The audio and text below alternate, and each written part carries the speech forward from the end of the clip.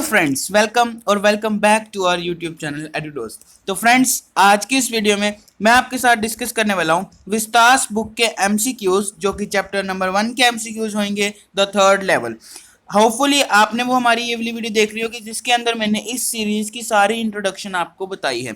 इस सीरीज के अंदर मैं हर एक चैप्टर के लगभग 40 एमसीक्यूज आपको तैयार करा दूंगा इंग्लिश के, ताकि टर्म 1 के इंग्लिश के एग्जामिनेशन में आपको कोई भी प्रॉब्लम ना हो। ठीक है, अगर आप इनमें से ये एमसीक्यूज अच्छे से रिवाइज करके जाते हो तो बहुत ज्यादा चांसेस है कि नियरली 50 to 75% इन्हीं एमसीक्यूज में से एग्जाम में आ जाए। ठीक है, तो इनको प्लीज अच्छे से देखते जाइए, बार बार रिवाइज करिए ताकि आपके माइंड में ये अच्छे से बैठ जाए, उसके बाद एग्जामिनेशन में आप इनको अच्छे से अप्लाई भी कर सकें।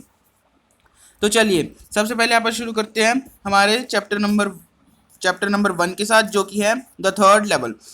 First question is who is the author of the third level. इसके साथ साथ मैं बता दूं, जौन सा भी चैप्टर आप पढ़ने जा रहे हैं सबसे पहले उसका प्रॉपर नेम क्या है, उसके बाद उसके ऑथर का नेम क्या है, वो प्लीज अच्छे से लर्न कर लीजिए, क्योंकि इससे रिलेटेड बहुत सारे एमसीक्यूज बन सकते हैं।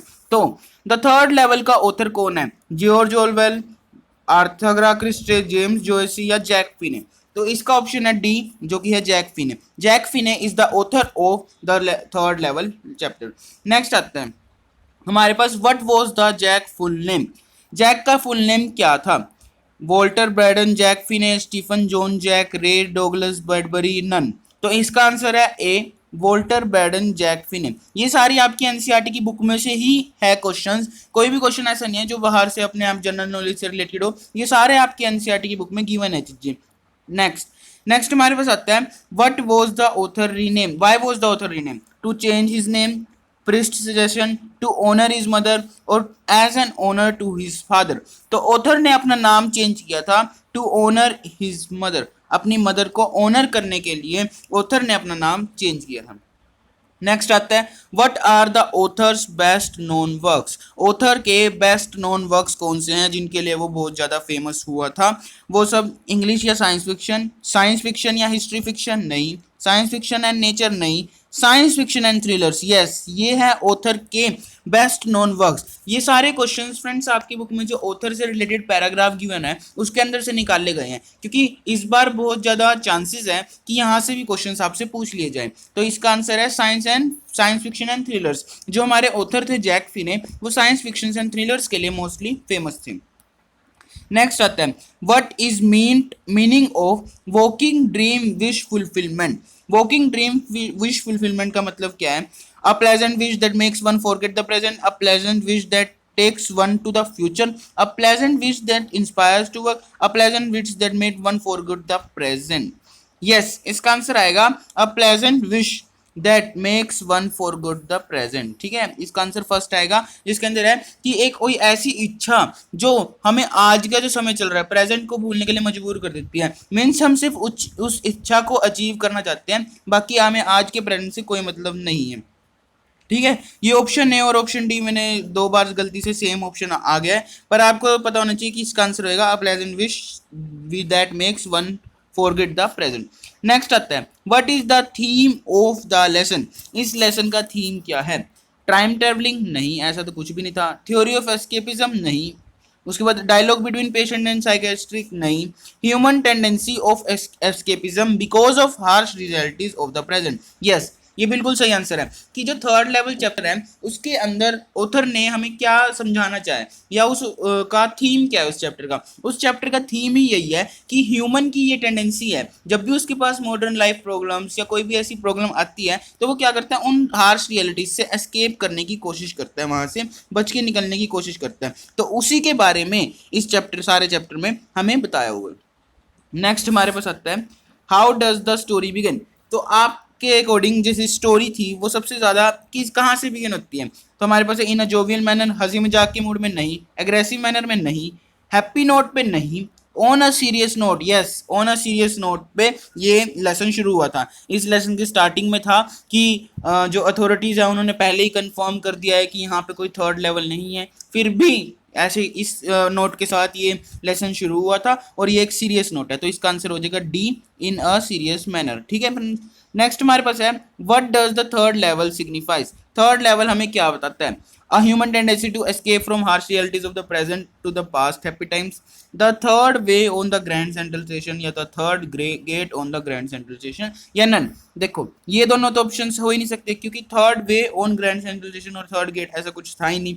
तो हमारे पास ऑप्शन आएगा a human tendency to escape from the human tendency to escape from the harsh realities of the present. आज की जो हार्श रियलिटीज थी उनसे बचने की जो ह्यूमन की टेंडेंसी है वो ये थर्ड लेवल दिखा रहा है, क्योंकि थर्ड लेवल एक ऐसा लेवल था जहां पे ह्यूमंस को लगता था कि यहाँ पे हमें कोई भी प्रॉब्लम आने वाली नहीं है जो वो आजकल फेस कर रहे थे। जब वो थर्ड लेवल पे चले जाएंगे तो वो इन सब प्रॉब्लम से बच सकते हैं।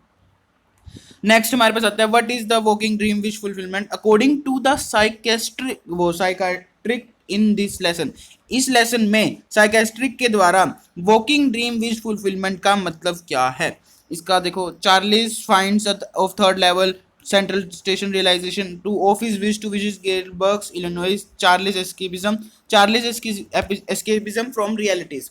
अब इसके अंदर हमसे पूछा हुआ कि जो साइकेस्ट्रिक थे हमारे लेसन के अंदर जो कि सैम विनियल थे, उन्होंने वॉकिंग ड्रीम विश फुलफिलमेंट का क्या मतलब बताया है। उनके according walking dream wish fulfilment का मतलब उसने चार्ले के लिए बताया था कि चार्ले को थर्ड लेवल मिल गया। इसका मतलब उसकी तो जो इच्छा थी, जो जिसके लिए वो बहुत कुछ मतलब बहुत ज़्यादा डिजायरेबल था, वो इच्छा उसको मिल चुकी है। इसलिए उसको आज प्रेजेंट से कुछ भी नहीं लेना, उसको मतलब है तो वो इच्छा पूरी होने से है। तो इसका आंसर है A, Charles finding of third level at Grand Central Station and realization of his wish to visit Galesburg Illinois. ठीक है, ये इसका आंसर आ जाएगा। नेक्स्ट हमारे पास आता है who was Charles wife. Charlie की वाइफ कौन थी?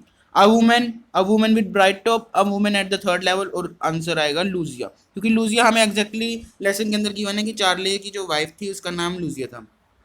नेक्स्ट आता है what is Sam letter to Charles represent. Charley को जो सैम का लेटर था वो क्या रिप्रेजेंट करता है? इसके अंदर आएगा अ ब्लेंड और एन एक्सेप्टेंस टू विजिट नहीं, a proof of his fantasy नहीं, a blend of reality with fantasy. Yes, this is the answer. D इसका आंसर आएगा, क्योंकि जो कि सैम उसे खुद कह रहा था चार्ले को कि तुम ये सब मतलब तुम एस्केप करने की कोशिश कर रहे हो मॉडर्न लाइफ प्रॉब्लम से और इसीलिए तुम गेल्सबर्ग जाना चाहते हो, ये है वो है। बट जब उसको सैम का लेटर मिलता है चार्ले को कि सैम पहले से ही गेल्सबर्ग पहुंच चुका है और वो हमें भी इनवाइट कर रहा है गेल्सबर्ग आने के लिए, तो इसके अंदर उन्होंने दिखाया कि एक रियलिटी सिचुएशन है, एक वर्चुअल सिचुएशन है, फैंटेसी सिचुएशन जो कि चार्ले ने अपने माइंड में खुद क्रिएट की है। दोनों को मिला के कैसे उन्होंने एक सीन बना के हमें दिखाया था, ये है blend of reality with fantasy. ठीक है, नेक्स्ट हमारे पास आता है what is Sam's letter testimony to in the lesson proving. Sam की जो लेटर की टेस्टिमोनी है वो लेसन में हमें क्या प्रूव करके बताती है? हिज एक्सेप्टेंस टू ट्रैवल नहीं, हिज रिफ्यूजल टू ट्रैवल बिल्कुल नहीं, सैम अकम्पनिंग चार्ले ऐसा नहीं हुआ था, Charles tendency of escapism from reality. Yes, जो सैम का लेटर जो कि इल्यूजन से उसने चार्ले ने क्रिएट किया है उससे हमें चार्ले की टेंडेंसी के बारे में पता लगता है एस्केप करने की रियलिटीज से। In what way do we try to overcome the insecurities of the present harsh time. कैसे हम आज की प्रेजेंट हार्श टाइम की इनसिक्योरिटीज को डील करने की कोशिश करते हैं? Encouraging our self in practice activity. Yes, हम अपने आप को अलग अलग एक्टिविटीज़ में लगा सकते हैं। Bye talking to friends and family. Yes, हम सोशल बन के दूसरों के साथ बातचीत करके अपने प्रॉब्लम्स को सोल्व कर सकते हैं। अच्छी बुक्स पढ़ के। यस, ये तो सारे ऑप्शन सही है, तो मतलब इसका आंसर हो जाएगा D, all of this. Next हमारे पास आता है what is the significance of 1894 in the lesson. अगर आपने लेसन ध्यान से पढ़ा है तो आपको 1894 की सिग्निफिकेंस के बारे में पता होगा। उस 98 ने जब वो चार्ले थर्ड लेवल पे पहुंचा था इल्यूजन में, उसने द वर्ल्ड न्यूज़पेपर देखा था जिसकी डेट थी 1894 की। उस टाइम पे और आज के टाइम में क्या डिफरेंस था कि आज के टाइम में बहुत सारी प्रॉब्लम्स थी, मॉडर्न लाइफ की सिचुएशंस थी, बहुत सारे लोग टेंशन में थे, हसल बसल में रहते हैं लोग, बट उस टाइम पे सारा कुछ काम था, सारा कुछ अच्छा था, हैप्पी लिविंग थी सबके साथ।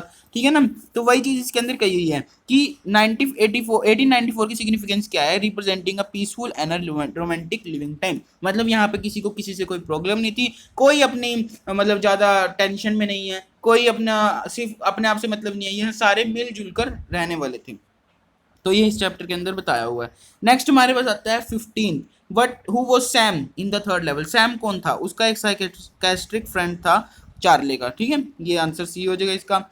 अच्छा, why did Charlie visit Sam. Charlie ने सैम को क्यों विजिट किया? To consult about the incidents of the third level, to invite him to a company to Galesburg, or to guide him in Galesburg. नहीं, इसका answer है कि जब उसको थर्ड लेवल का इंसिडेंट उसके साथ हुआ तो उसके बारे में एडवाइस लेने के लिए जो चार्ली आया उन्होंने सैम को विजिट किया था। ठीक है, अच्छा, does the third level really exist at Grand Central station?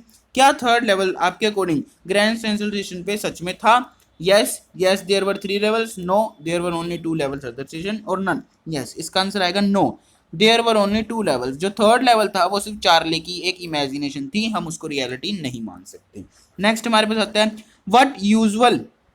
What unusual thing the narrator seize at the Grand Central station?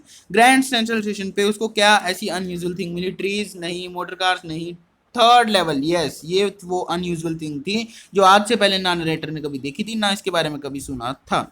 Next हमारे पास आता है why was the narrator seeing this third level? Narrator को ये third level क्यों दिखाई दे रहा था? As a wish to visit Galesburg, ये, और wanted to meet his friends, yes, wanted to take a break from office, yes.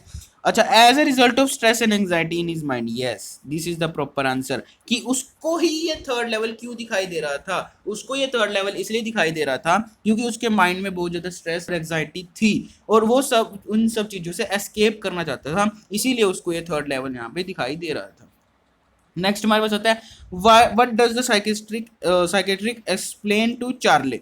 Charlie को क्या एक्सप्लेन करना चाह रहा था? Third level is a beautiful place, नहीं। थर्ड लेवल इज वॉचिंग, नहीं, ये चार्ले को पता था। Third level is well maintain, ये भी चार्ले को पता था। That it was the result of stress and anxiety in his mind, yes, this is the exact answer. कि जो उसका फ्रेंड था सैम, वो चार्ले को एक्सप्लेन करना चाह रहा था कि जो थर्ड लेवल तुम्हें दिख रहा है ना, ये सब तुम्हारे स्ट्रेस और एंजाइटी की वजह से हो रहा है, ऐसा रियलिटी में कुछ भी नहीं है। नेक्स्ट हमारे पास आता है how did Charlie reach the third level? Charlie third level पे कैसे पहुंचा? चार्ले थर्ड लेवल पे पहुंचा कैसे, ये हमारे पास आता है नेक्स्ट हमारा question. In his fantasy he takes a subway और a corridor faster than a bus, in a super train, super fast train, jetways and accelerator etcetera. Yes, इसका आंसर है ए, क्योंकि उसने कॉरिडोर में से ट्रैवल किया था और कॉरिडोर में से जब लेफ्ट लिया था तब जाके वो एक ऐसे थर्ड लेवल पे पहुंचा था। ठीक है, तो इसका आंसर आ गया फर्स्ट। नेक्स्ट आता है what was the third level? Third level क्या था?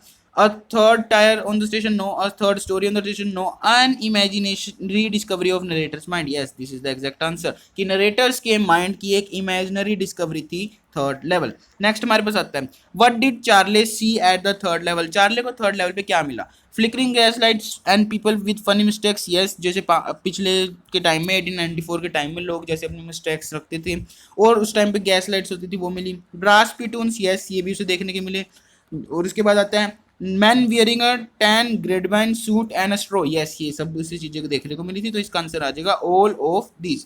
ठीक है, नेक्स्ट हमारे पास आता है why was Lucia Charley's wife worried? Charley की वाइफ लूसिया वरिड क्यों थी? Knowing about the incidents of third level, yes. For not getting the tickets, no, इसके लिए वरिड नहीं थी। Tickets were delayed, no. Sam was caring, no, ऐसा कुछ भी नहीं था। इसका आंसर आएगा knowing about the incident of third level. इससे लूसिया को डाउट होने लगा था कि चार्ले बहुत ज्यादा टेंशन में चल रहे हैं और इसका इम्पैक्ट उनकी हेल्थ पे हो सकता है, जिस तरह से वो इमेजिनरी कहानियां बना रहे हैं और उनको थर्ड लेवल, वो इमेजिनेशन में थर्ड लेवल विजिट करके आए हैं। ठीक है, नेक्स्ट हमारे पास आता है why does Charley want to visit Galesburg? Charley Galesburg क्यों विजिट करना चाहता था? ठीक है, इसका आंसर है to escape from the troublesome world, to enjoy नहीं, to see the beautiful landscape नहीं, to meet his old friends नहीं, तो इसका आंसर आएगा to escape from the troublesome world. इन सब चीजों से एस्केप करने के लिए चार्ले गेल्सबर्ग को विजिट करना चाहता था। नेक्स्ट हमारे पास आते हैं why do we think the third level was an escape for Charlie? अरे भाई, इतना कह दिया एस्केप है, तो हमें क्यों लगता है कि थर्ड लेवल उसके लिए एक एस्केप की तरह था? Because it existed in at third story, नहीं, वो बिल्कुल भी नहीं था।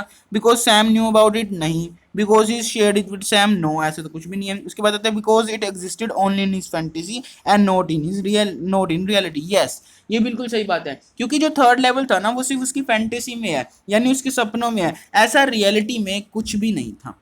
ठीक है, नेक्स्ट आता है बहुत इंपॉर्टेंट क्वेश्चन, इस पे स्टार मार्क कर लो प्लीज, ये बहुत इंपॉर्टेंट क्वेश्चन है कि what is first day cover? First day cover होता क्या है? क्वेश्चन नंबर 27, तो इसका आंसर है a new stamp gets a board mark, नहीं। गिफ्ट, सॉरी, ये फर्स्ट ऑप्शन नहीं, सेकंड ऑप्शन भी नहीं है, नहीं है, तो इसका आंसर है a new stamp gets the post mark and the date. जो स्टैम्प कलेक्टर्स होते हैं वो क्या करते हैं, जब भी उन पे कोई नया स्टैम्प लॉन्च होता है वो एक लेटर पे, वो खाली लेटर पे स्टैम्प लगा के वो खुद को ही पोस्ट कर देते हैं और उसके बाद वो स्टैम्प उसको अपने पास संभाल के रखते हैं वो, ठीक है। इसे कहते हैं फर्स्ट डे कवर, जिसमें वो खुद ही को खाली लेटर पोस्ट करते हैं। नेक्स्ट आता है how does the story interweave fantasy and reality, कैसे स्टोरी एक कनेक्शन दिखाती है वो फैंटेसी के बीच में और रियलिटी के बीच में। For Charles tendency to treat harsh realities with imaginary third level, it presents imagination, imagination happens on central station none, ठीक है। तो इसका आंसर आएगा ए, जिसमें चार्ले की टेंडेंसी के बारे में बताया हुआ है कि वो लाइफ की हार्श रियलिटीज से बचने के लिए इधर उधर भाग रहा था और उसको जो इल्यूजन मिला थर्ड लेवल की फॉर्म में। नेक्स्ट आता है 29 question, what specific difference did Charlie notice at the third level of granulation? Everything was weird? No. Everything was old style and smaller size? No. Smaller size की तो कोई बात नहीं थी. Everything was too big? No. अब उसके बाद आता है एवरीथिंग वॉज शाइनिंग, यस इसका आंसर आएगा एवरीथिंग वॉज ओल्ड स्टाइल, क्योंकि जब भी उसने जो भी चीज़ देखी वहाँ पे सब ओल्ड स्टाइल की थी, बिल्डिंग्स वगैरह छोटी छोटी हो चुकी थी। अच्छा, साथ ही साथ जो वो ट्रेन के जो बॉक्सेस होते हैं ट्रेन के अलग अलग, वो भी स्मॉलर साइज के हो चुके थे। तो इसका आंसर आएगा B, everything was old style and in smaller size, ठीक है। नेक्स्ट हमारे पास आता है where was Charley ducked on central station, in a room, in a office, into an arc door of heading subway, into a store? Yes, इसका answer आएगा in an arc door of heading for subway, means वहां से वो central Station में फंस गया था और उसके बाद यहाँ जब वो सबवे में से ट्रेवल किया तो सीधा थर्ड लेवल में जाके निकला था, ठीक है। अच्छा, what was the strangest thing at the third level, third level पे सबसे ज्यादा स्ट्रेंजेस्ट थिंग क्या थी? Beard, moustaches, dresses? नहीं। The corridor that let him to the past, yes ये वहां पे सबसे ज्यादा स्ट्रेंजेस्ट थिंग थी, जो चार्ले को एक बार मिला था और दोबारा कभी जब वो विजिट करा उसको नहीं मिला। जो कॉरिडोर जिससे वो थर्ड लेवल पे पहुंचा था वो सबसे ज्यादा स्ट्रेंजेस्ट थी। अच्छा, where was Charley often lost, Charley often कहाँ घूम जाता था? From a train? नहीं। From a footpath? नहीं। From escalator? नहीं। From a subway faster than bus at the central station. Charley अलग अलग सबवेज में, क्योंकि सेंट्रल स्टेशन को पहले एक ट्री की तरह एक्सप्लेन किया गया है इस चैप्टर में, जिसकी अलग अलग ब्रांचेस है, पता नहीं कहाँ कहाँ कौन कौन सी ब्रांच जा रही है। तो उन सब ब्रांचेस के इफेक्ट के कारण चार्ले बार बार अलग अलग सबवे में घूम जाता था। तो इसका आंसर आएगा from a subway faster than bus at the central station. Next हमारे पास है question number 33, what did Charley finds in his stamp collection, Charley को अपनी स्टैम्प कलेक्शन में क्या देखने को मिला? Old addresses? नहीं, ऐसा कुछ नहीं था। Hair style? नहीं था। Old letter? कुछ नहीं था। फर्स्ट डे कवर, जिसके अंदर सैम विलन ने उसके लिए लेटर लिख के दिया हुआ था, ठीक है। तो ये हमारा क्वेश्चन नंबर 33 हो गया। अच्छा फ्रेंड्स, मैं आपको बता दूं, प्लीज अगर आपने अभी तक हमारे चैनल को सब्सक्राइब नहीं किया है तो यार चैनल को सब्सक्राइब कर लेना, क्योंकि यहाँ पे ऐसी हर रोज वीडियोज आएंगी और आपको हर रोज वो वीडियोज हेल्प करने वाली है। मैं जब तक आपके एग्जाम्स नहीं हो जाते तब तक आपके लिए वीडियो बनाता रहूँगा और मैं होप करता हूँ कि ये वीडियो आपको जरूर हेल्प करेगी और इससे आपकी मार्क्स में कुछ ना कुछ इंप्रूवमेंट जरूर होगी। तो मेरे लिए भी मोटिवेशन का काम सिर्फ यही है कि आप इस चैनल को सब्सक्राइब कर लो, लाइक कर लो वीडियो को, और साथ ही साथ मुझे कमेंट करके अपने रिव्यूज जरूर बताना यार। कमेंट करना बहुत ज़्यादा ज़रूरी है, उससे मुझे पता लगता है कितने बच्चों को ये वीडियोस या काम मेरा पसंद आ रहा है, ठीक है। तो प्लीज़ कमेंट करना और इस चैनल को लाइक कर देना। अगर आप शेयर कर सकते हो किसी भी अपने फ्रेंड्स के साथ, एक दो फ्रेंड्स तो बहुत अच्छी होती हैं जिनके साथ हम अपनी वीडियोज़ को शेयर कर सकते हैं, नॉलेज को शेयर कर सकते हैं, तो प्लीज़ उनके साथ इस वीडियो को शेयर भी ज़रूर करना।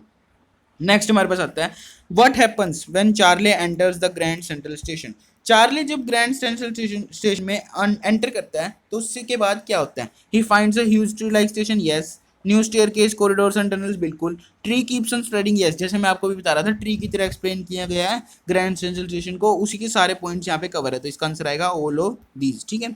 नेक्स्ट हमारे पास आता है question number 35, what convince Charlie that he had reach, क्या ऐसा क्या चीज थी जिसको देख के चार्ले को कंफर्म हो गया कि हाँ वो थर्ड लेवल पे आ चुका है, पास्ट में आ चुका है? A different world of gas light and brass spittoons, beard and mustaches of 1894 and newspaper with date 1894, yes।